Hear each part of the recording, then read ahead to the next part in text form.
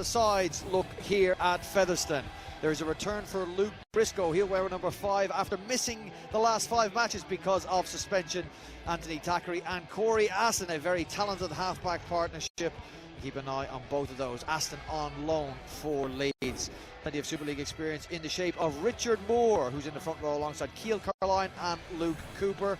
And on the bench, former England international Daryl Griffin will be alongside Brad Tagg, Matty Wildy and Josh Hardcastle, coached by John Sharp. Well, Featherstone's last outing was a 38-8 win over Rochdale. Halifax also victorious last time out, 36 points to 18 over Dewsbury. They have James Woodburn Hall in their side. He missed the last match with a virus, but that has cleared up. Passed it on though to Scott Morrell. He was a doubt for this match, but their influential captain will play in the halves alongside Connor Robinson. And influential players, well, in the front row in Adam Tangata, they have one of the best forwards in the championship, and they will be expecting plenty from their Cook Island international.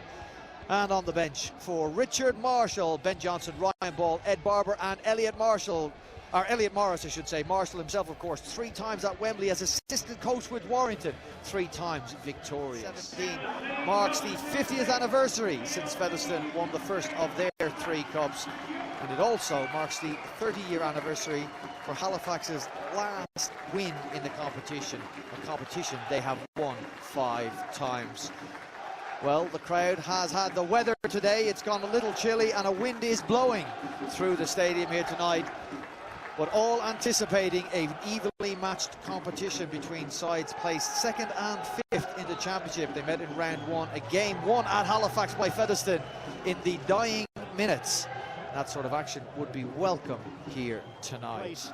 In the next round as Featherstone Rovers get us underway, and Halifax in this vivid kit, shall we say, green and black, their away kits, get first touch of the ball and playing up what is still a slope here. Okay, this ground has changed considerably and it is in fantastic condition, really fantastic facilities here now. There's still a slope.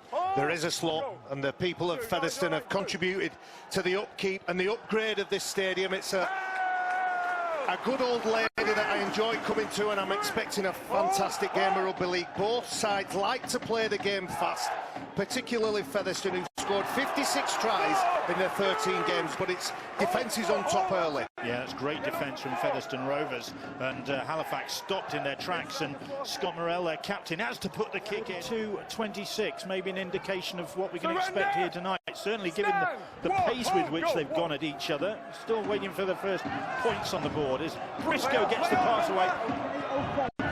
And somehow Missy Talapapa collects, and then Talapapa looks as though he was taken high. Well, Mitch Calhane with the tackle. The one thing you're sure of when Missy Talapapa is on the rugby league field is when he's in attack or he's in defence, he's going to run as hard as he can, and he really challenges defenders. Looking very tidy indeed, and he's pushed it wide of the target and almost over that terracing at the far end of the ground, and Scholars as well. Well, this is virtually the dream scenario. Repeat possession. Have they kept the ball alive with Miller? I think they've got 6 to go, have they? Surely there was a Featherstone hand in there. No, says the referee. And Will Sharp trying to weave his way through. Luke Cooper makes the tackle. Good bit of pressure this from Halifax. Here is Morrell, takes that ball above his head. Ball on the pass, and they're in for the first try of the game from Ben Heaton. And Heaton powering onto that pass. Goes across, and Halifax have been under pressure in the early stages of this game, really with their first bit of consistent attacking on that Featherstone Rovers line, come up with the first try of the game. The tries and 4 goals, and Tyra tags the extras on. Keil Carlisle now. Here is Lockwood. About 12 metres out they are. Carlisle, Cooper's the dummy runner. Thackeray with a little step, and the defence closes down on him. Brandon Moore making the tackle. Keil Carlisle changes direction, and Moore will burrow his way over. Davis, it's John Davis who's got the try. Bounced over the top. And they just could not stop John Davis. Defenders turned their hips and their eyes in that direction. He turned around quicker than they could recover. and John Davis went over.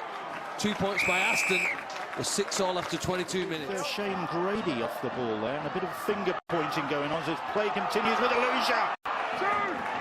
Aluja trying to get his way through, but he's in trouble. The Halifax players indicating to the referee that there's a problem with the Featherstone centre. He's clutching that left knee. He's cradling his knee, and you can see the players. Watch the reaction of the players. Ooh. And they all stop. They all hear, feel, see that the player's in some anguish and pain. Leg just got in the wrong direction. But as it is, it's Featherstone still on the attack, and Davis looking for his second try. Now in the middle of the field, changing direction. Thackeray over the top, and they could be in the corner. They are. And Scott Turner claims the try, and despite that injury to Chris Aluja, Scott Turner finishes off that move. First cup try for him in this campaign, and Featherstone overcoming a bit of adversity there. Well, this is a well-worked try. Look at the ball movement, look at the players taking it to the defenders, committing defenders. That's a bit of a hopeful pass to a player who's in space, who has enough about him to dip down and collect that ball. It's Corey Aston.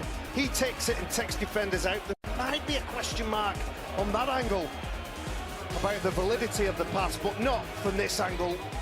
Lovely stuff. Well collected. And Scott Turner goes in that left corner. In this match with two very evenly balanced sides. So Scott Turner takes his career try haul to 99. Aston from wide out, but it's not a problem for the 22-year-old. And Morris it is, Elliot Morris. Four tackles gone.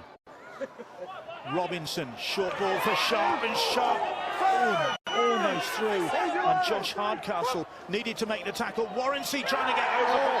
Has he got the ball down? They look like a foot in touch from Rob Warrancy. That was audacious. Cheeky from the wingman. What's Chris Campbell's view? We've got no try, except for touching goal and held up. Chris Campbell says it's no try. He wants to check whether there's a touching goal. He wants to see whether the ball has gone down. So there's feet on the sideline here once we get into the in-goal area. Is there okay, isn't it? There's no doubt about that. But that foot does, well, it's inside at that point. Gets one more effort. Yeah, he's touched it there. I think he gets the ball down, but I think we all saw a foot. The green fluorescent boots of Rob Warrancy was well recognised, and he's a very powerful player, as we've mentioned a few times. There's the foot in touch, quick decision made by Ben Thaler. No try, 20-metre restart. To Chris Campbell. Lockwood plays the ball. Here is Knowles once more. Is this the Ashton drop goal? Will they go for the try? They're content here now with another attempt at 1 point. They're going down the short side. Thackeray will go for it. That one is on its way, and successful this time. And John Sharp on the sidelines must be pleased with that first half effort from his side. It is still very evenly balanced, as you would imagine. What happens normally with Lockwood. Jill Hayne is putting himself about. Big tackle from him there. I thought he dropped that ball, Lockwood, then. Bang in front of the posts. They're coming again, the Featherstone Rovers, and Halifax back on their own try line, defending desperately. Surely they can't hold out here. They've held out once more for another tackle. Brilliant play, wasn't it? Johnson came across to save it. Now they're going to the other side of the field. Corey Aston is trapped. 4 tackles gone. Thackeray shows the ball, and then the pass is a wild one and goes behind Turner, but Turner will try and make something of it, but he's run out of room. It's no try. Well, the referee's going to go to the video ref, but he was heading for the car park. There was Scott Turner. Needs one for his 100, but I don't think that's the one. Heroic defence. Absolutely from Halifax here. They want to stay in the cup and go through to the quarter-final. They know they'll have to do something special tonight. And it's been a special effort here from Saltonstall, I think, to save a try from Turner. The more you're looking at this, though, he may get the ball into It's the his in-goal elbow, area. Phil. Look at his left elbow. It's lower than the ball. And It's that not, makes- you know. It's not. It's looking more and more like an amazing try here. From behind the angle we had at first, he thought he was out of play with the arm. But here, the ball does appear to touch the in-goal area, and I think the video referee will take his time, but he will overrule the referee, in my opinion. He said no try, and the video referee disagreed. Time's on. He does. Ben Thaler says that was successful. And it's 100 up for Scott Turner. Career tries. They charge the ball forward, 16 metres gain. When you're doing well, you're getting an average of 8 or 10 metres per carry. Luke Briscoe goes back awkwardly in that tackle. Oh, it does look a twist of the knee here. He's in serious pain immediately, isn't he? Yeah. I don't think there's anything illegal in the tackle. It didn't appear it did at first viewing. They've already lost Chris Aluja with a knee injury. His Luke ankle is twisted underneath him.